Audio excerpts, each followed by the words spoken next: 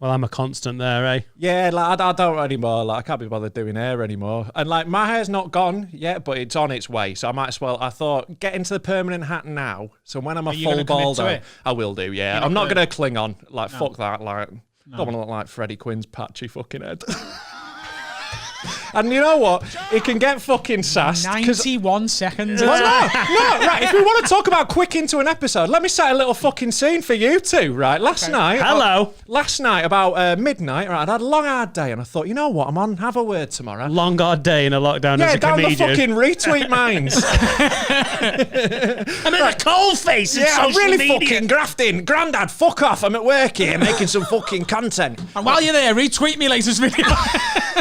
Right, so I thought, I'll watch an episode, right? Get myself in the mood for go on. Oh, look, there's an episode here with my good friend and colleague, Freddie Quinn. 3 of my good mates having a podcast together. That'll be lovely. It opens with this fucking cheeky cunt going, oh, do you know, at my wedding, bloody Rob Mulholland sucked off a man. And then you just go, did he? Cool. And that was it. And you just fucking move on. That's the whole thing. He just went, yeah, of course he fucking did. But like of every, I reckon you're in the top 10 most believable comics who are straight. That could be. Do you know what I mean? I think I'm in there with you now. What a league table to get in. You don't drink anymore, and it's because when you used to drink, things went a bit hairy. Yeah. So it was plausible in my head that at one point you sucked a dick. Oh look, right, yeah, I get that, but like all I'm asking is, in the 4 years since then, fucking drop me a text and go, did you suck someone off? I think that's quite a hard text to send.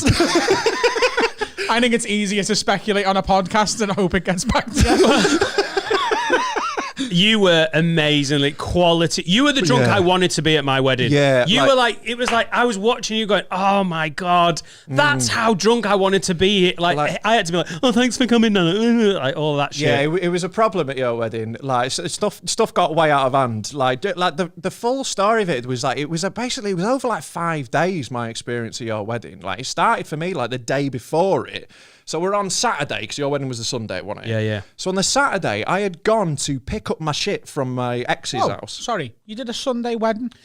Yeah, because I wanted comedians to be able to come. So if you do it on a Saturday, and it was the bank holiday in May, so it was Monday off. Also, I wanted, because we were getting married in Nottingham, where Laura's from, the service was near Nottingham Forest Ground in, what's it called, West Bridgeford, really nice. And then the Nottingham Glee, I got on brilliant with everyone at the Glee and Bradley that runs it. And I asked them if they would be my wedding venue for the party, for the meal and everything. And they were like, we're going to have to charge you some money. And we'd had a couple of quotes for like a proper wedding venue, and it's thousands. And they were like, is it okay? We're going to have to charge you just for staff and £650. I was like, yeah, that's fine. And Bradley, unbeknown to us, was a wedding organizer before he was a manager of a comedy club. And fuck me, did he go to town. Yeah, it was gorgeous. It was gorgeous. And it was it became... out of nowhere, it's not my favourite gig, but my God, what a wedding venue. Yeah, it was fucking so yeah, we good. did it on the Sunday for that reason, so we could get the comedy club and comedians there. Some comedians. Yeah, because you didn't fucking bother. Not all made it. Yeah. You and Peter Brush. I replied to the RSVP, I was like, yeah, I'll come. I actually will, yeah. I don't remember getting invited. No, I asked you. Yeah. It's fine. It's all right. Where we are now makes up for it. Yeah. All I'll right. be a groomsman at your next wedding. Do you want to do a podcast with me? No, fucking don't. Where were you 5 years ago on a Sunday in Nottingham? I think the pod will do very well. Well, my wedding was lovely. Where the fuck? It's all steps that led us here now. Yeah. So yeah, on the Saturday, I had gone to my old flat to pick up all my stuff from my ex. So we had broken up like a week previous. We'd been together like 7 years, lived together the lot. So I had done the whole like... You fuck off with your buttons. I'll see your little face. Right. So yeah, I gone to pick up stuff, and it was weird. Like it was a weird vibe, right? Like fuck it. Like let's get right into the depths of this story. Balls to it. Right. I'd gone round there to pick up all stuff. We were separating stuff, and she'd been like, "Oh, we haven't. We never had like breakup sex. We never did. So do you wanna?" And that morning, I'd left like a girl's house, and I'd already had that morning. So no, it was fucking great because I got to turn her down, and there is no better move as a man than turning down sex. It's such a fucking baller move because I only learned to do it when I was about 28. Like before that, I don't think I ever said no. But like just being like, trying to think if I've ever said no. Exactly. Have you ever? Just going through the file effects. When someone's literally like, do you want to? Actually, right, my first girlfriend, who shall not be named because she'd be fuming, at one point said, will you just say no sometimes? Because every time she was like, should we have sex? I was like, yeah. And she was like, well, you should say no sometimes because it's just, if like, I feel like I can have it whenever I want. So I was like, you can, because you only want it once a week. I'll say no if you ask more. I've been waiting a fucking month. I'm fucking pent up. I've had a fucking advent calendar on the go for this. It's like fucking payday, love. So she was like, Rob, was like, put that IKEA furniture down. Yeah. It's like, put down the box of crockery. Put definitely maybe down. I want you to turn just that down. So like, all right, and I left there and I was fucking buzzing, but my car was full of all my shit. Like everything I own went into a car, which was depressing, right? Into my old fucking Astra. So packed that up and I drove to my mate Debsy's house in Southport to see her. She was coming to your wedding, so I picked her up and I stayed there overnight and we got hammered. I drank a whole bottle of whiskey that night. So I wake up about fucking 2 p.m. or something. We panic. Luckily, I'm not invited to the day, do. So, it's a very small day, do. Very small day, do. This is Freddie's bitch as well. And to be fair, like the rest of the story is why I wasn't invited to the day, do. The thing is, though, no one wants to be invited to the day. No, it's not the fun bit, is it?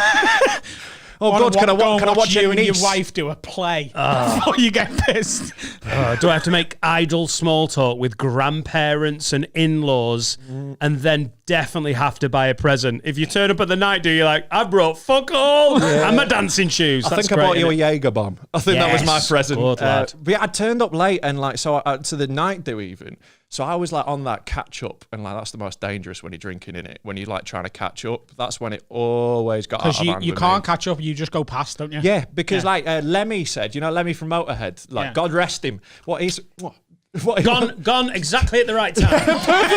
It wasn't a tragedy. It was like Gone done. too late. Fucking result. So he said, right, with drinking, it's not how much you drink, it's not what you drink, it's how fast you drink it. And I think that's totally true. Like you just get shit faced if you smash it dead quick, innit? So I'd done Jaegers and whiskies, and like you fucking saw me. I went past everyone. Well, the wave becomes a tsunami, and then you're gone. Doesn't I was like, gone. Like as Freddie fucking said boringly, I spilt some red wine on his shirt because I was twerking on him. Sorry for being fun, Freddie. I probably only covered up a gravy stain that was already there. So I don't think it was that much fucking damage done. I spent £40 at TK Maxx. I want to change my t-shirt. What happened here is this is just like if I don't know, the Nazis. Fuck off. Freddie's analogies. All over the shop out there. That should be his YouTube. You know, Freddie's like constantly looking for his YouTube show that's going to be the thing. It should be, and we love Freddie, but that should be his show, Freddie's Analogies. It's like, it isn't. Some of them land and they're beautifully done. He did if you haven't checked out the Freddie Quinn episode, it's one of our favourites, and he put a perfect analogy in that episode about when dating is like a car park. I won't ruin it. Go and check the Freddie Quinn episode out if you haven't seen it. He's right twice a day, and he's a fucking stop clock with his analogies. Well, it's less of a clock though, and more of a calendar. It's like like a fucking Stonehenge. He's just like the 12th of December written on a thing. It's like once a year. That's right. So yeah, like I need to put in context like how pissed I was. Like I'm full on like wobbly all over, right? And I remember fuck all after about half an hour at your wedding, right? And look, I'm like newly single, like my world's just flipped over. I'm like completely on that like my life's in an Astra. Like like Adam a couple of months ago, when you had that twitchy mad energy where it's like it's all good, but fucking what? Where you get that sort of mental release. So I had that, and I was like, you know what? I'm at a wedding. Fuck it, I'm having some drinks.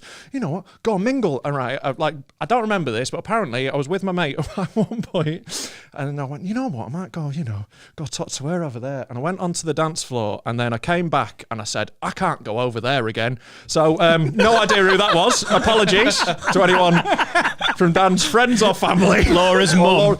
Could have been, because I was on a fucking tear. So I get shit-faced. I remember nothing. Like, nothing drunk. Like, it was one of those where, like... Hey, you weren't on your own, by the way. No. Just if anyone's watching going, God, Rob, it's Dan's footage. I won't name the comedian, but someone got so pissed and then went a bit predatory.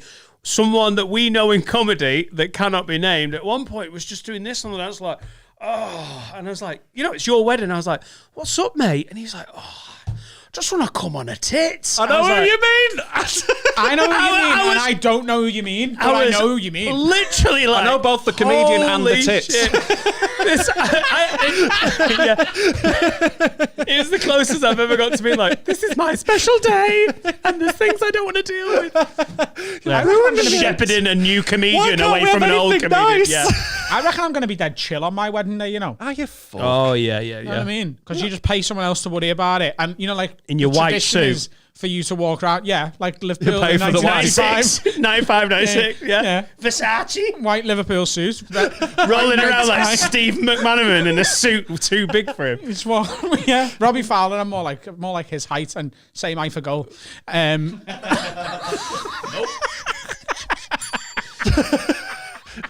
Fucking ring that off its hinges.